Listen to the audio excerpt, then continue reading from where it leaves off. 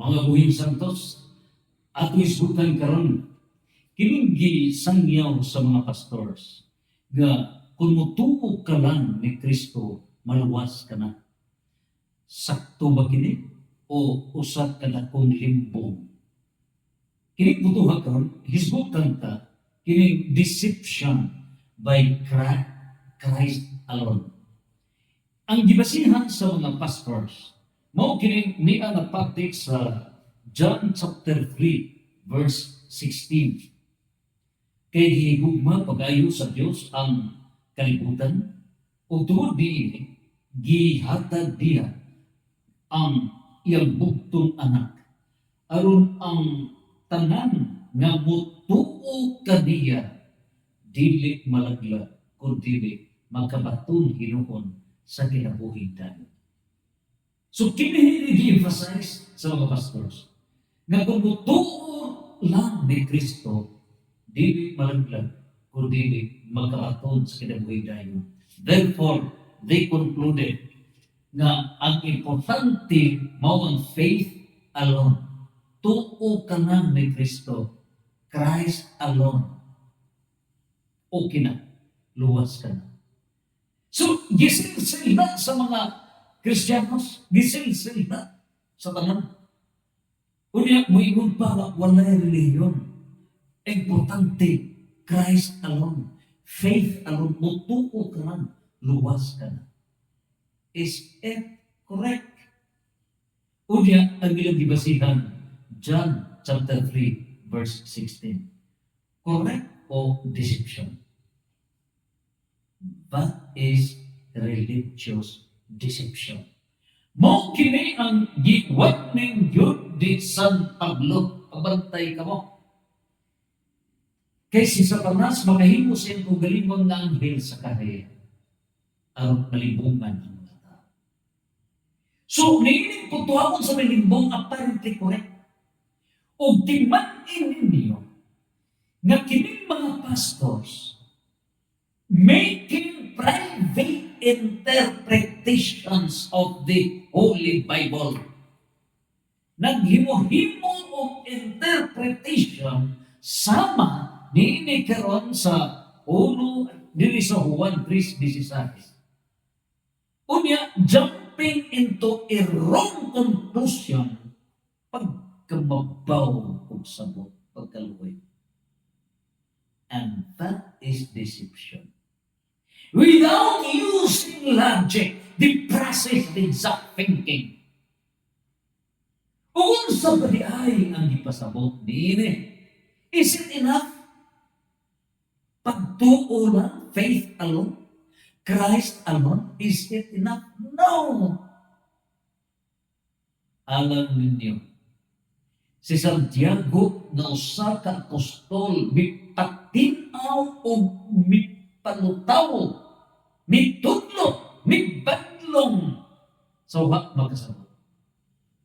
It is wrong to say faith alone. It is wrong to say Christ alone.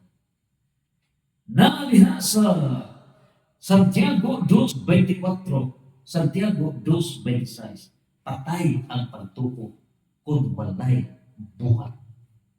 Useless. Faith is dead without action. Nga ba? Praktikal. Giuhaw ang tao. Unya, faith alone. Giuhaw ka, dili ka mukuha og tubig. Dili ka mukuha og baso, walay aksyon. Dili ka mo inom, pangutana. Matabang ba ang imong kauhaw? Gigutom ang tao. Dili ka magtanong. Dili ka mo ani. Dili ka magpagaling. Dili ka maglungag. No performance, no action. Dili ka maghukad. Dili ka mukaon. Faith alone. Pagtuo ra, busog ka na, you are wrong. You are wrong. Niining putuha ka ron. Ngano, nga usa ka limbong ang pag-ingon nga Christ alone, luwas ka na. Unya, sa ba Ang niya sa balaang kasulatan nga nagaingon diha sa Juan 3:16 nga tungod niini gihatag niya ang iyang bugtong anak ang tanan na motuo kaniya dili malaglag. In other words, maluwas. Buot ba sa buot sa iyo ang balaang kasulatan nga nag-ingon na kung motuo ka ni Kristo, maluwas ka. Sa iyo ba di ay naa sa balaang kasulatan? Wala. What is written in the Holy Bible is not wrong. What is wrong is your wrong interpretation, your wrong understanding. That is wrong. Your wrong understanding. You are jumping into a wrong conclusion. Meaning kung hanggang use logic, process and exact thinking, we have 100 billion nerve cells para gamiton ang utok, dili animal beings. Mao na nga kamo, mga pastors. You need to listen to the teaching authority. Maminaw kamo. Namun sabay gipanlugdan sa Diyos niini. Is it correct? Christ alone or wrong? No. God founded His church. Di ba ikini? Si Propeta Daniel in 539 before Christ. Niniputuha karon Egypt. Si Propeta Daniel. Iyang gitagda nga ang Diyos magtukod sa iyang gingharian, dili kalimutan. O dili kini maagaw ang manggahom, dili kini malumpag kung dili ang mga gingharian, lumpagon niya ng gingharian na tukuron sa Diyos. Natuman ka na. In the year 33 AD, gitukod ni Kristo. Matthew 16:18-19. Ningin putuhan ka, unsa ba'y dugukan niya ng gingharian? 1 Corinto 3:16, 2 Corinto 6:16, ang Espiritu Santo, which cannot be separated from God the Son, which cannot be separated from God the Father, mupuyo ang Diyos ni anang simbahan, ni anang gingharian, nagkitukod sa Diyos.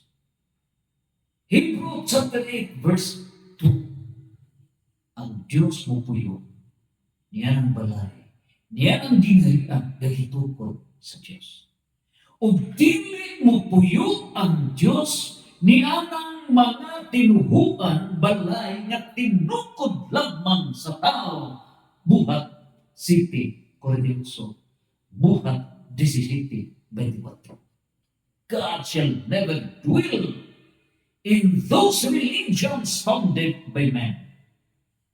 Acts 7 verse 48, Acts 17 verse 24. Meaning, putuhan, what's the mystery? In the book of Colossians, chapter 1 verse 18, unsay giingon ni San Pablo in his letter to the Colossians, chapter 1 verse 18. Kining maong simbahan is the mystical body of Christ. The church is the mystical body of Christ. Nini mo this Christ-founded church is the mystical body. Nandaram, kay body man is there a head?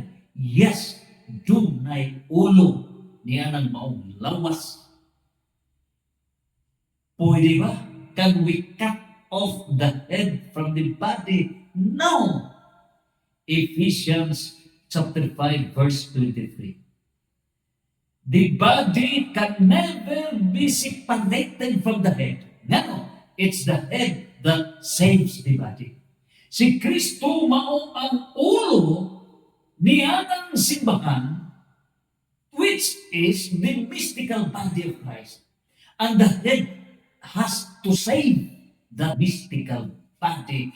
Therefore, Christ alone is wrong because Christ is the head. And Christ cannot be separated from the body which is the mystical body of Christ, and that is the church. So to say Christ alone is to cut off the body. And this body is the church. And this church is the mystical body of Christ. So that is deception, limbong, religious deception from the false prophets na ilang gi-interpret ang John chapter 3 verse 16, Christ alone. Mo na'y misunderstanding, mo na'y private interpretation, religious deception, that is sophism. Nining puntuhan karon. Unsa ba nahitabo? Gihimo ninyo nga wuwog ang atong manlubos. Unsa ba wuwog? Ang wuwog mao kana nga naglutaw. Naglutaw kana nga ulo ra walay lawas. Wuwog. Ug unsa ba resulta niya? Is Christ happy? No. Wala malipay si Kristo niya. Ug ang declaration ni San Pablo, kung i-cut off, if you evangelize Christ alone without the mystical body, unsay tapo niya si San Pablo gingon 2 Corinto chapter 11 verse 4, you are evangelizing another Jesus, different Jesus. Nanong different Jesus, nanong lain Jesus, because wuwog ang inyong ginimo. Jesus without body, without church. Kung sa may declaration sa Diyos niya, Galatians chapter 1 verse 8, unsay gingon ni San Pablo, Galatia 1:8, kining mga gitudlo nga sukwahi sa gitudlo sa mga apostoles from the church of Philippians, these religious deceivers, false prophets, should be cursed, should be condemned for your religious deception. Niining puntuhan, you are wrong pag-ingon Christ alone because you have cut off the head of Christ minus his body, which is the church, the mystical body of Christ, can never be separated. Colossians chapter 1 verse 18, Ephesians chapter 5 verse 23, Santos, Santos, Santos, fiat